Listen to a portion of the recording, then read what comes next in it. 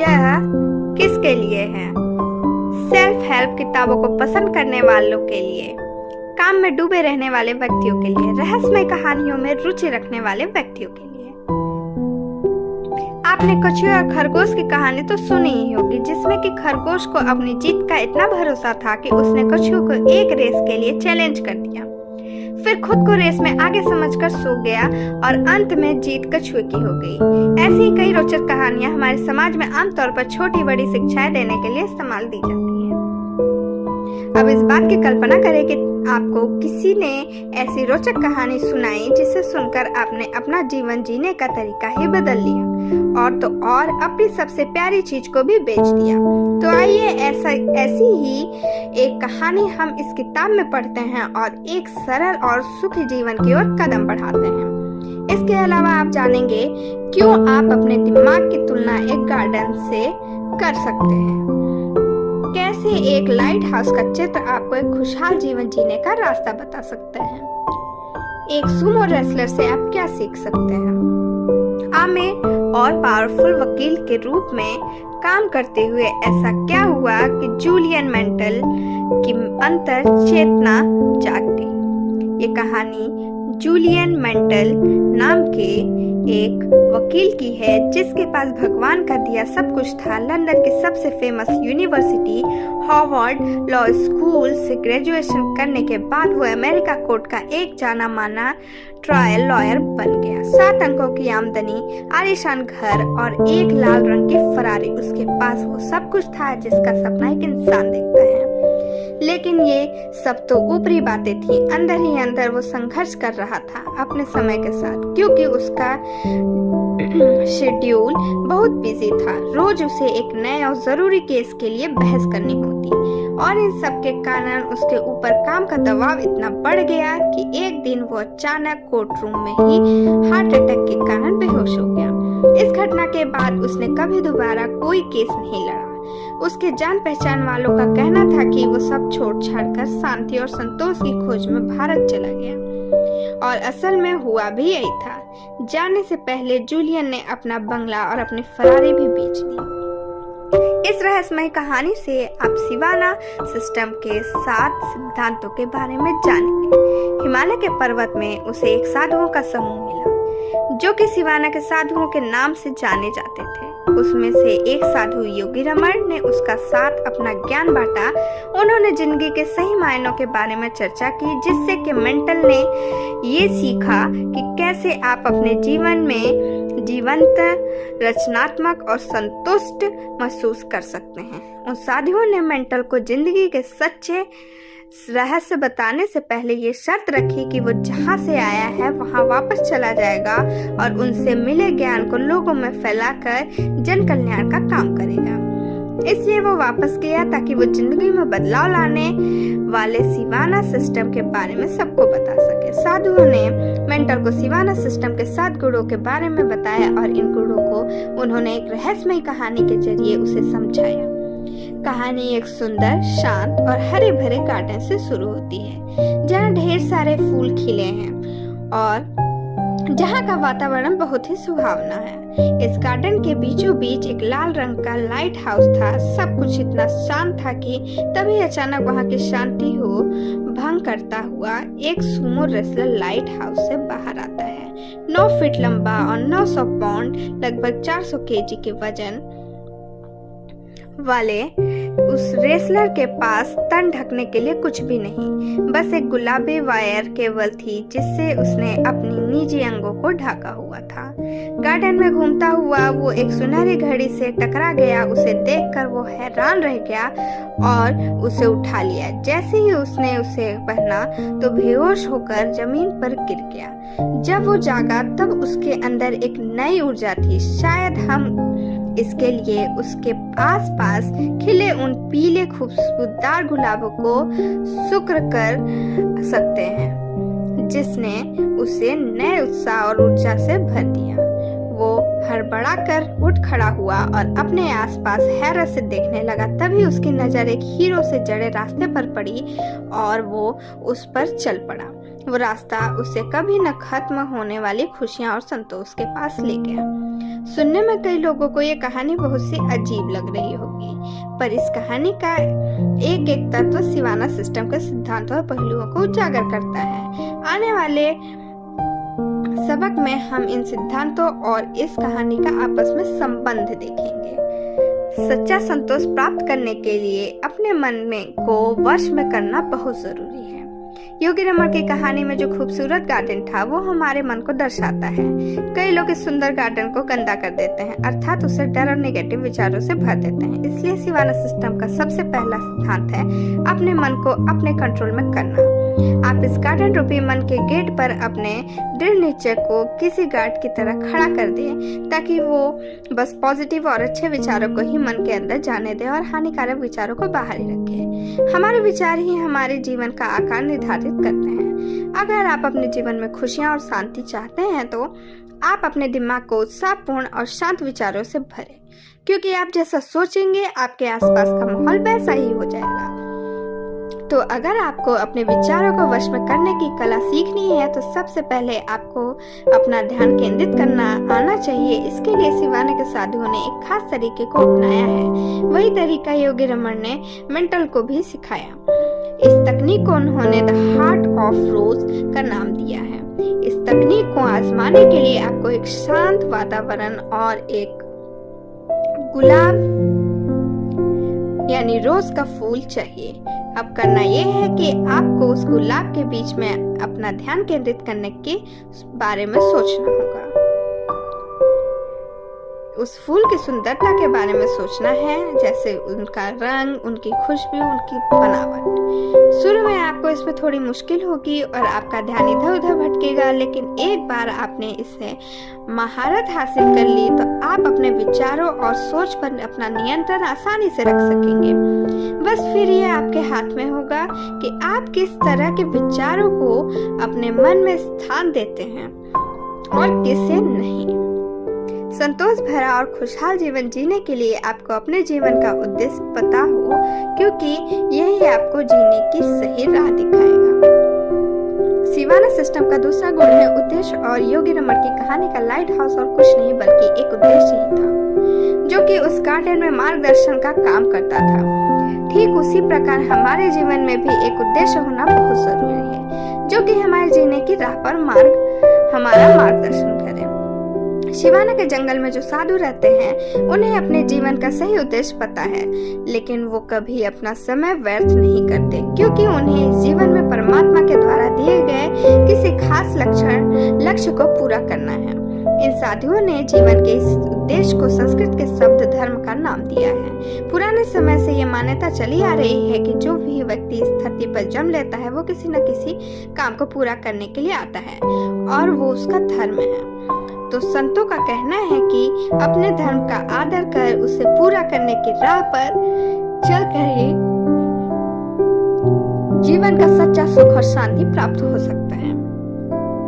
अपनी जिंदगी के उद्देश्य को समझने के लिए जरूरी है कि आप अपने पहले लक्ष्य को तय करें, क्योंकि जब तक आपकी नजर निशाने पर नहीं होंगी तब तक आप सही निशाना नहीं लगा सकते। तो आइए देखते हैं सिवाने के साधु द्वारा जीवन के उद्देश्य को समझने के लिए बनाई गई 5 कदमों की ये विधि। सबसे पहला कदम है कि आप अपने द्वारा निर्धारित उद्देश्यों के परिणामों का एक चित्र अपने दिमाग से बना ले। जैसे कि मान ले आपका लक्ष्य है वजन घटाना, तो आप अपने दिमाग में अपने और भी ज्यादा पतले और एकदम फिट रूप की कल्पना कर सकते हैं। ये चित्र आपको अपने वजन घटाने के मिशन में आगे बढ़ते रहने के लिए प्रेरणा देगा। दूसरा कदम है खुद पर अपने लक्ष्य को प्राप्त करने के लिए दबाव बनाकर रखना, लेकिन याद रहे ये दबाव सकारात्मक तरीके से बनाएं। दबाव में अक्सर इंसान वो काम भी कर दिखाता है जो उसने सोचा भी ना हो। खुद पर दबाव बनाने के लिए और अपने प्लान के बारे में सोचते रहें और दूसरों को भी इसके बारे में बताएं। इसके बाद तीसरा कदम है अपने लक्ष्य को प्राप्त करने के लिए एक डेडलाइन निर्धारित करना और अपने दिमाग में उस डेडलाइन को बिठा के रखें और अपने सारे काम उसी के हिसाब से करें। चौथे कदम का योगी रमन ने 21 का मैजिक रूल नाम दिया है, जिसके अनुसार अगर कोई व्यक्ति किसी भी काम को लगातार 21 दिनों तक करता है तो वो उसकी आदतों में शुमार हो जाता है। 5वां और आखिरी कदम है कि आप अपने लक्ष्य को प्राप्त करने के लिए किए जाने वाली इस प्रक्रिया का आनंद उठाते रहें, इसे बोझ न समझें। निरंतर आत्म सुधार के रास्ते पर चलना ही एक खुशहाल जीवन की कुंजी है। आपको योगी रमन की कहानी का वो सुमो रेसलर याद है? वो भी शिवाना सिस्टम के एक गुण को दर्शाता है। वो गुण है काइजन। काइजन एक जापानी शब्द है जिसका अर्थ है निरंतर होने वाला और कभी न रुकने वाला सुधार। इस गुण में साधुओं ने अपनी प्रतिभाओं को निखारने का रास्ता बनाया है। इस गुण को सिखाने के लिए उन्होंने 10 कदमों की एक प्रक्रिया के बारे में बताया है, जिसे उन्होंने 10 रिचुअल्स ऑफ रेडिएंट लाइफ यानी खुशहाल जीवन की 10 रस्में नाम दिया। पहली रस्म है एकांत, यानी कि आपकी पूरी दिनचर्या में से कम कुछ वक्त ऐसा होना चाहिए जब आप अपने केवल किसी शांत वातावरण में बैठकर अपने अंदर की संभावनाओं और प्रतिभाओं के बारे में सोचें। दूसरी रस्म है शारीरिक विकास, जिसके अनुसार आपको अपने शरीर का ध्यान रखना है, क्योंकि एक स्वस्थ शरीर में ही एक स्वस्थ दिमाग और सोच का निवास होता है।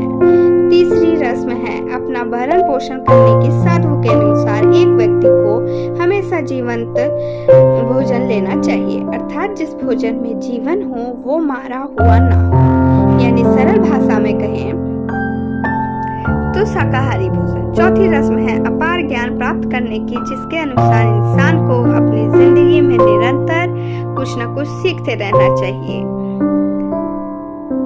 इसके लिए आप अपने दिमाग को हमेशा ज्ञान अर्जन के लिए उत्तेजित रखें और कुछ न कुछ पढ़ते रहें। 5वीं रस्म है आत्मचिंतन, यानी कि आप रोज अपना दिन खत्म होने के बाद खुद से ये जरूर पूछें कि आज आपने अपनी बेहतरी के लिए क्या किया। 6ठी रस्म है सुबह जल्दी उठने की। ये उन लोगों के लिए बड़ी कठिन होगी जो कि सोने का भरपूर आनंद उठाते हैं, क्योंकि इस रस्म के अनुसार आपको मात्र 6 घंटों की नींद लेनी है और रोज सूरज उगने के साथ ही उठना है। 7वीं रस्म है म्यूजिक सुनने की। साधुओं के अनुसार आपको जितना हो सके उतना एक सुहावना और शांत म्यूजिक सुनना चाहिए, क्योंकि ये आपको मूड को अच्छा रखने में आपकी मदद करता है। 8वीं रस्म है शब्दों की, जिसके अनुसार आपको खुद अपने लिए शब्दों को जोड़कर एक ऐसा मंत्र तैयार करना है जो कि आपका प्रेरणा स्रोत बनकर आपको प्रेरणा देता है। 9वीं रस्म है अनुकूल चरित्र की, अर्थात आपको अपना चरित्र और मन इस प्रक्रिया में ढालना है कि आप निरंतर इसका पालन करते रहें। और आखिरी रस्म है सादगी की, यानी आपको अपने जीवन सादगी में बिताते हुए अपना ध्यान अपने लक्ष्य पर और अच्छे कर्मों पर केंद्रित करना है। तो बस उस सुमो रेसलर को याद करते हुए आप काइजन के इस सिद्धांत का पालन करते हैं। सदा एक अनुशासित जीवन जिए और अपने समय का उपयोग समझदारी से करें। योगी रमन आगे कहते हैं कि उस कहानी से सुमो रेसलर की एक और खास बात थी जिस पर हमें गौर करना चाहिए, वो ये थी कि उसके तन पर कोई वस्त्र नहीं था, बस एक गुलाबी रंग की तार से उसमें अपने निजी अंगों को ढका हुआ था। उस कहानी की वो गुलाबी तार उसके अनुशासन को दर्शाती है। सभी साधुओं ने मेंटल को अनुशासन से भरा जीवन जीने की सलाह दी और कहा कि अनुशासन से ही हम अपने जीवन के उद्देश्य को प्राप्त कर सकते हैं। लेकिन जीवन में अनुशासन रखना इतना आसान नहीं है। इसके लिए योगी रमन ने मेंटल को एक उपाय बताया कि वो हफ्ते में एक बार मौन व्रत धारण करे। ऐसा बार बार करते रहने से व्यक्ति अपने मन के ऊपर काबू पाना सीख जाता है और उसका मन और अधिक अनुशासित तरीके से सोचने लगता है। जैसे जैसे कहानी आगे बढ़ती है, उस सुमो रेसलर को एक सुनहरी घड़ी मिलती है। वो घड़ी शिवाना सिस्टम के 5वें गुण को दर्शाती है, जो है समय की इज्जत करना। हालांकि शिवाना के साधु समाज से दूर घने जंगलों में रहते थे, लेकिन फिर भी वो अपने समय की बहुत कदर करते थे और अपना हर काम समय के अनुसार ही करते थे। निस्वार्थ भावना से दूसरों की मदद करें और हमेशा आज की में जिए, यही एक सुखी जीवन जीने का सूत्र है। जिस प्रकार मेंटल अपने कोर्ट रूम में अपने काम में दबाव में आकर बेहोश हो गया था, उसी तरह योगी रमन की कहानी में सुमो रेसलर भी बेहोश हो गया था। लेकिन जब वो उठा तो एक नई ऊर्जा से भरा हुआ था, जिसका कारण वहां खिले पीले गुलाब की खुशबू थी। तो आखिर क्या दर्शाते हैं ये पीले गुलाब, आइए जानते हैं। चाइना में एक कहावत है कि गुलाब की खुशबू काफी दिनों तक उन हाथों में रहती है जो उसे किसी का भेंट करते हैं। मतलब ये है कि ये पीले खुशबूदार गुलाब सिवाना सिस्टम के छठे गुण को दर्शाते हैं, जो कि निस्वार्थ भाव से सेवा का है। साधुओं का कहना था कि हमें दूसरों के प्रति दया और सौहार्द की भावना रखनी चाहिए, क्योंकि किसी की मदद करके हमारी जिंदगी में भी संतोष आता है। रोज सुबह उठकर आप कुछ देर इस बात का चिंतन जरूर करें कि आप इस दुनिया को क्या अच्छा दे सकते हैं और किसी और की जिंदगी को और बेहतर करने के लिए क्या कर सकते हैं। आपको ज्यादा कुछ करने की जरूरत नहीं, क्योंकि कई बार छोटी छोटी चीजों को बहुत कुछ कर जाती है। जैसे कि कभी किसी की यूं ही तारीफ कर उसे खुश कर देना,